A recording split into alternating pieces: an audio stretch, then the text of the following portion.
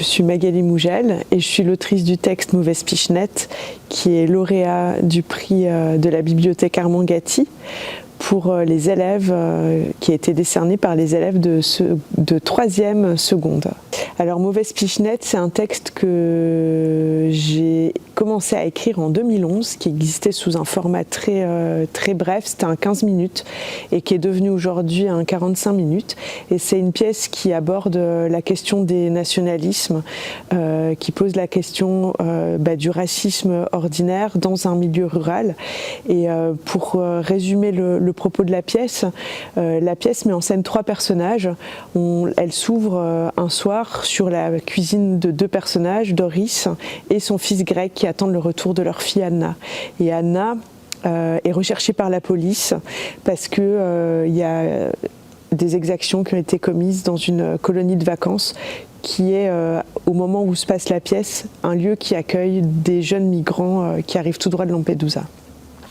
Les témoins affirment avoir entendu une explosion au sein de l'ancienne colonie de vacances Sun and Smile, où résidaient de jeunes migrants sous la tutelle de l'ASE. Selon les témoins, l'incendie aurait été causé volontairement par un groupuscule de jeunes délinquants originaires du hameau et s'étant déjà illustré récemment dans des actes d'intimidation à caractère xénophobe. M s'approche de Marco et le défie du regard. Anna, vas-y. Anna ouvre le bidon d'essence. Qu'est-ce qu'elle fait? Tu t'appelles Anna, c'est ça? Qu'est-ce que ça peut te foutre? Qu'est-ce que tu fais, Anna? Comme tu vois, je viens finir le travail. Anna, dépêche-toi. Anna répand l'essence sur le sol. T'es pas obligé de faire ça. On a tout perdu, nous. Eh ben moi j'ai rien à perdre. Putain de merde. Arrête, qu'est-ce que tu fais? Un barbecue. Eden tente de lui arracher le bidon des mains, mais Marco le menace de savoir le faire. Vas-y, Anna, crève-les, tous ces connards. Anna craque une allumette et la jette au sol. Le feu se répand. Merde, courez! Panique, bousculade, Marco s'enfuit. Marco, tu fais quoi? Reviens, me laisse pas. Explosion. Ce projet, je ne l'ai pas immédiatement pensé pour le jeune public parce que quand j'ai commencé à l'écrire en 2011, c'était mon projet de sortie d'école quand j'étais élève à l'ENSAT à Lyon, dans le département d'écrivain dramaturge. Et il s'avère que ce texte, pour moi, il s'adresse d'abord aux adultes et après on peut se dire que c'est à partir d'une certaine tranche d'âge. Et c'est grâce à Olivier Letellier, qui est directeur des Tréteaux de France, qui a un projet qui s'appelle Kilt. C'est grâce à lui que j'ai reconfiguré et retravaillé ce texte pour ce projet-là à l'adresse des grands lycéens.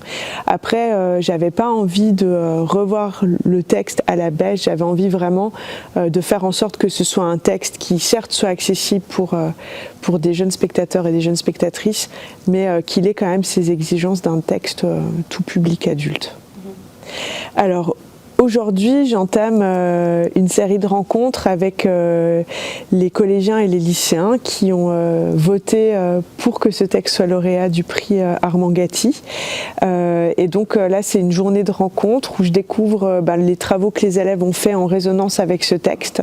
Donc parfois, ça peut être des écritures qui viennent travailler autour des thématiques du texte ou creuser ce qui aurait pu se passer avant ou après la pièce. Et parfois, ça peut être aussi de faire le choix de travailler vraiment le texte en soi, en choisissant comme ça un fragment de la pièce.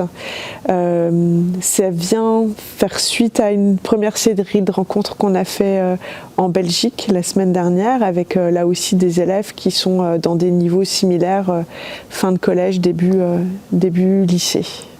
Il y avait un autre groupe qui faisait le repas de Johan, etc. Il y avait celui qui faisait Greg et Maëva, enfin bref. Mais du coup, on a tous écrit nos scènes et après, on a demandé, enfin, Madame Lefebvre que voici, elle a tout mis en ordre pour faire une séquence coup de cœur. Et je pense qu'on peut l'applaudir parce que le boulot qu'elle a fait, franchement, il était... Franchement, bravo.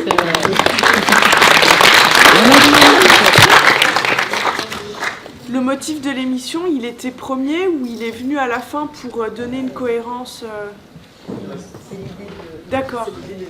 En fait, Milo a créé un rapport de police. Et du coup, de là, on s'est dit, ah ouais, donc on peut faire un journalisme, on peut faire des journalistes qui vont expliquer ce qui s'est passé. Et voilà. Donc, et du coup, il y a a un travail particulier sur votre diction. Enfin, pour que dès que vous êtes journaliste, vous avez écouté des journalistes pour trouver la façon dont ils appuient sur les mots, c'est ça? Ouais, okay. En tout cas, ce qui est, pour ma part, ce qui est très saisissant là dans les rendus, c'est la façon dont ils sont amenés à s'emparer du texte et pas simplement à jouer un petit extrait, mais comment ça les mobilise aussi personnellement en s'emparant des thématiques et en devenant aussi pour chacune des classes auteurs et autrices d'une proposition scénique. Et là par exemple ce matin j'ai trouvé vraiment qu'il y avait des choses extraordinaires, quoi. Enfin moi ça m'a beaucoup touchée de voir comment ils s'emparent très personnellement, très intimement du projet. Et ça c'est super, puis c'est surtout que ça met... Enfin voilà, j'ai senti aussi que les corps ils étaient mis en jeu à un endroit qui n'est pas du tout quotidien pour eux et habituel, et qu'ils l'ont fait vraiment avec brio.